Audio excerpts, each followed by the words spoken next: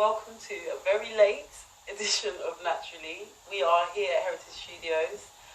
We have a great show lined up for you today. But first of all, I'd like to say a big thank you to everybody who's been watching, everyone who's been liking, everyone who's been sharing. This is my 1 month anniversary, my 4th episode, and it's been going really, really well. So keep watching, keep liking, keep sharing, and I hope you enjoy today's show. Today, I've got 3 amazing guests. We have Courtney Barratt and we have the Ragga twins, which are legends of jungle music. So I'm really, really excited. It's going to be a fantastic show. So first, let's say hi to Courtney. How you doing, Natural? And Courtney, tell me a bit about you and about your past, because you're all from the jungle fraternity, really, aren't you? Yeah, well, I used to be a raver when these guys started. It's probably quite due to these guys that I got into music. And MCing it. I was known as the Hyper MC, been everywhere, been all kinds of raves and everything, but that was my previous life. Now I'm the founder and director of Bidding Life Saves Lives, as you know. We run a CIC, a community interest company, trying to get as many knives off the streets as possible and raising awareness amongst the people in the country to let them know what's going on with knife crime and how we can deal with it and how they can make themselves safer, Yeah, I still do the odd rave now and then when I can get around to it, but I don't get much time anymore, Yeah, because you're extremely busy, aren't you? Yeah, I think we met at the Conscious Unity Day, didn't we? Yeah, Youth Unity Day. Youth Unity Day. Yeah, Conscious Youth Unity. Conscious FM that was yeah. promoting it. So I was performing some poetry there, and you were there promoting Bidding Life Saves Lives, and then we met, and since then we've been doing a little bit of work together. Yeah, man. And what I see is that you're out on the street grinding hard every day. Yeah, I think when we first started connected on Facebook, every day I'd see you out there going out, putting up posters, giving out leaflets. Yeah. Tell me, how did Bidding Life Save Lives? How did it all start? Yeah. We started early this year. It all started on March the 24th. I've done a media stunt where I smoked long roll-ups. I think the people are well aware of this now. I smoked long roll-ups. I went outside of disused police space in Walthamstow Market and took a photo of me smoking the long roll-up, and I put a post on Facebook that I was smoking a spliff, where the police, this, that and the other. And it went into The Sun, the Daily Mirror, Metro, it went into all the papers. And then we used that as a platform to use media to get where we are now. So what they say in the papers, like, so basically questioning the police and like where all the police numbers? Yeah, because what it was, me and my wife had walked up and down Walthamstow Market a couple of times, and Walthamstow Market's the longest market in Europe. It's about a mile long. We walked up and down there twice and walked around the area. We was there for a good 3-4 hours and we didn't see one police officer at all. And we saw some crime happening down there and it just looked like, where's the police? There should be police here. And it's just from that, and obviously because of all the stabbings that have been going on, I'm from Waltham Forest, and there's been a lot of stabbings from January onwards, and we all know about Jaden Moody, but there was lots of stabbings and stuff going on, and the community is scared now.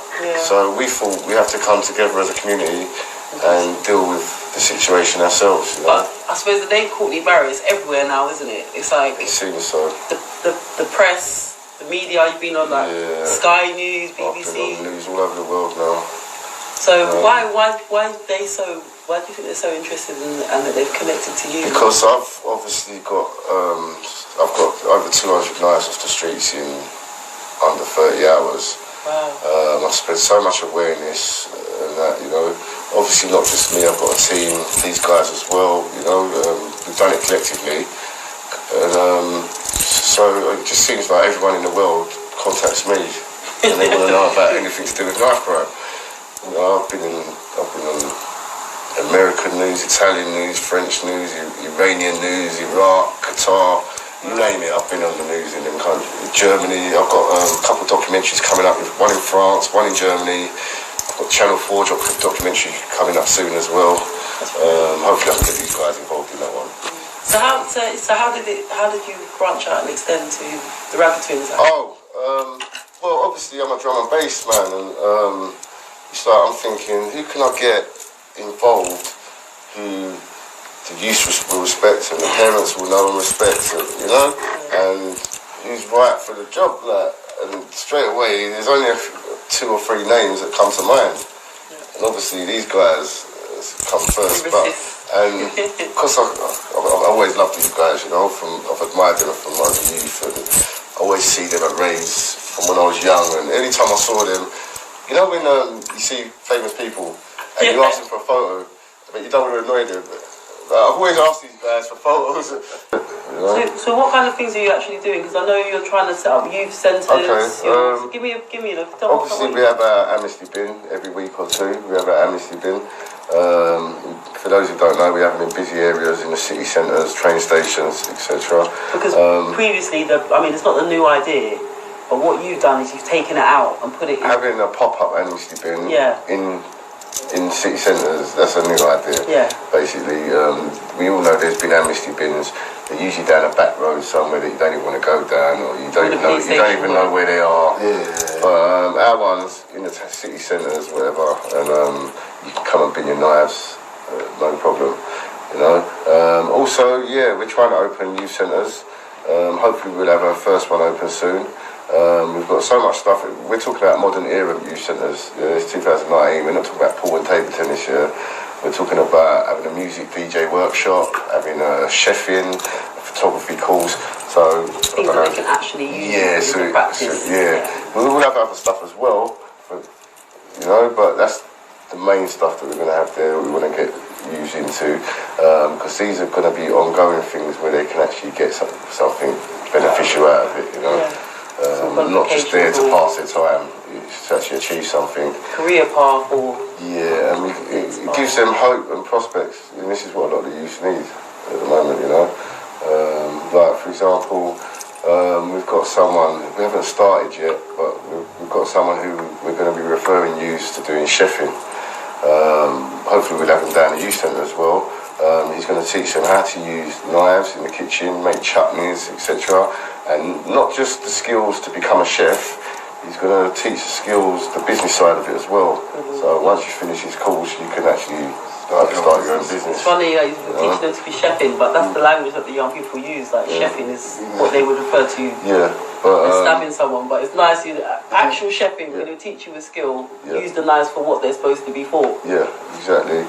And obviously, when you're doing something like that, you have a bit more respect for what you're using. You know? So, hopefully we've got so many activities, boxing, martial arts. We've got these live sessions in Romford Yates where we can refer kids to this guy he has Romford Yates every Sunday night. So from 9 p.m. till 1 p.m, if you go down Romford Yates, you'll see all these youths performing live. And it's wicked because they're in a studio all week making their tunes. I've got a studio at my house, so half the time they're in my house making their tunes as well. They're not on the streets at all doing rubbish. They're in the studio making their tunes all week, and then on Sunday nights you can see them performing. Now, obviously, I go to a lot of things and festivals. Where I met you at Youth Unity Day, I had a load of youths there who I got on the stage. So they performed just before Richie Dan, so they get on there with a couple of stars and whatnot. So we do a lot for them, you know, and they respect us. They see that we respect them and we're genuine and we help them out, you know. Yeah, that's what the community needs. You actually need role models and for them to actually see there's people that care and trying to give guidance. Because a lot of the youth, as soon as I stop them, they don't want to talk to you. You know, so I tell them, listen, I care about you, that's why I'm here. I ain't paid to be here. I'm paying to be here because I care about you. I don't want to see no harm come to you. And then straight away you've got them, and then you start showing them the hope that they can have. They see me with all my jewellery and whatever, or with my Porsche or whatever. They'll relate to you. But I tell them, I don't thief stuff, I don't hurt anybody. It's hard work. Sometimes it's not actually that hard. You just got to focus on something positive, and positive comes back to you, you know. If you live in a negative life, you're only going to receive negativity. Yeah, but sometimes it's difficult for them. It is. What they're surrounded by. Sometimes it's like a sink or swim attitude. Yeah, but if I stop you on the street now as a youth and you're surrounded by all these estates and gangs, if you've got half a brain, you'd take my word and try and get out of it all, you know? A lot of them do. Yeah, it's inspiring hope, really. Yeah, that's what we do. Yeah. But they do have a choice. Yeah, there is a choice. Well, maybe it's hard for them to get out, some of them. They can't just walk out. Some of them can't just walk out, It's difficult, you know what I mean? Especially sometimes, like, when you're on, like, for example, if you live on the estate. Yeah. You wake up in the parents morning. Can't go nowhere. They're not giving her somewhere else to go. Unless it's like 200 miles away. You know what I mean? So that's the choice they got. Either go country 250 miles away, or stay where you are.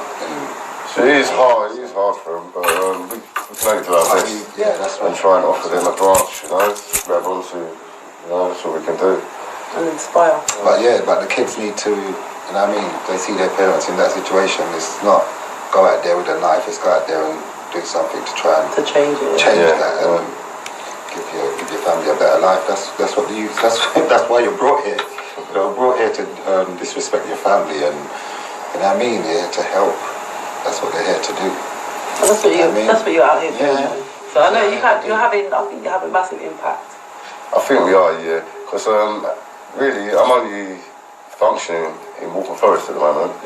I have been all this time, but I'm getting messages from up north, up Yorkshire, all over the place. You're talking about spreading over London now, and going to estates and things like that. We want to go all over London, we want to go nationwide, but we can only go as far as money lets us go, and up till now, every penny's come out of my pocket. We get no funding. The council and the government are useless. There's just no point. So we're looking for a private sponsor or someone to back us, you know, and hopefully we can roll it out over London at least. Because you do get a lot of media attention and like councillors, but a lot of the time that is to do with campaigns or, you know, it's voting time and they come out. Yeah. So like, do they actually like offer real support to you, or is it just a big song and dance for the cameras, and then when voting's finished, they're gone? As far as the media is concerned, I've had loads of media attention, and they just want a story, you know. And I'm a man at the moment, I suppose, when it comes to life crime. But as far as councillors, MPs, they're all full of rubbish. They only care about what affects themselves. I don't know why people are voting for these MPs and councillors. I've met so many councillors now, and they all just want photo opportunities, or like you said, just want to know me because voting's coming up, they want to look good.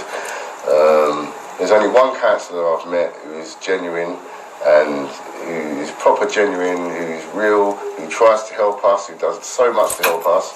I'm going to name her. Her name's Selena Sissencourt. Oh yes, I met her. She was. Oh yeah, you met her. She was there when at Kingford Mountain. Yeah, since that she feels it. She genuine, proper. You could even tell yourself. Yeah. And since that day, she's helped us so much, and she wants to do so much for us.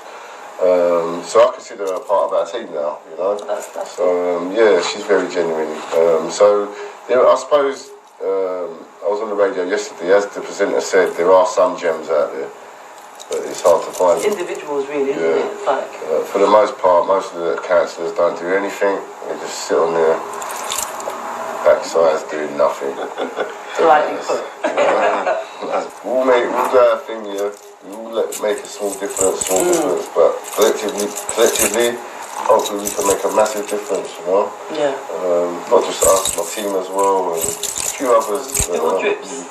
Even there's some other organisations that are trying hard and very genuine, you know? Yeah, because there's a lot of people out there doing lots of things, and I just hope we can all pull together and try and make some kind of difference. But because I think everyone's given up on the government, and after the chicken box fiasco.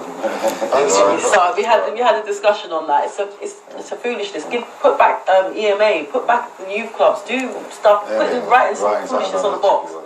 It's a mockery. Like, they're wasting a lot of good money on rubbish, on stupidness, and it's good money that could be going elsewhere to all these other services that we're being failed, like this, the mental health, the homeless, the violent crime. There's loads of places you could be flinging money at, but they're flinging it at chicken boxes. Ridiculous. You know?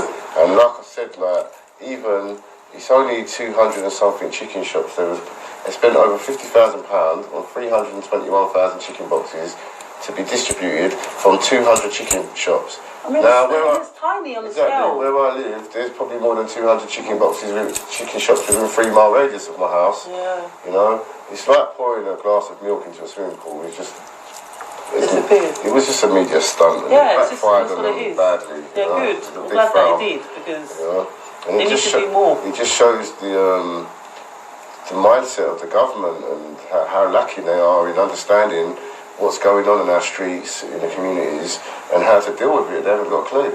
They literally haven't got a clue of what to do. They seem to, instead of coming to us and supporting us and other organisations that seem to be doing well, they're trying to steal our ideas and claim them for themselves. Just get on with trying to deal with knife crime. Forget whose ideas they are. There's people out here on the ground that are willing to do the work. Yeah, because nobody will go and tell them how to run the country. They need to. They want to tell you, they want to come and take something and get the praise and gratification. And do it on their own thing. That's we don't want to go into House of Commons and tell, well, we do want to tell about art, but not about their foolishness. I'm not interested. So they should come to you and give you the platform, give you the financial backing. Yeah, there's people doing things that are affected on a small scale. Invest in them. Yeah, that's why they've got the funding. But the reason they don't, because they don't care. Because it's obvious. It's so obvious to everyone now. They don't care. They don't give a damn. You know, it's that obvious now. They've made it that obvious. You know. Because there's a few people doing. I've seen a few stuff on TV, but it's you don't see. You see it once and that's it. And that's it. Yeah. It's like they've shown it now. That's it. And nothing else progresses. You know? People out there, politicians listening, seriously, you need to actually invest. I think they're more interested in finding the people that do this stuff, so they can put them in prison and make money. Yeah, you know what I mean? Because prison's all about money. Sometimes they can't even find them. That's the worst thing. You've got to find who's doing the stabbing. And that's what I'm saying. It's brazen these days as well. You see when you see like the knives and the things that are going on and the fight in the street, it's so brazen. And it's like because they know police ain't about and police ain't coming. You know, and even if they do get caught, they're not going to get much sentence anyway. Look at Joseph Cullymore from Chingford. You've met his family. They were at Chingford. We support Joseph Cullimore's family. Joseph was murdered on August the 17th, 2018. That's just over a year ago. He was knocked out by Joseph was 42 or 43 years old. He was knocked out by a 16-year-old who then proceeded to take a kitchen knife and stab him 9 times whilst he was knocked out on the floor and murdered him. And the 16-year-old only got 6 years. You know, so what, he's out in 3 years. And that whole family, I know the whole family, because they've all been down to our events, and you don't know what to say to them, it's heartbreaking. Like, their lives are all destroyed.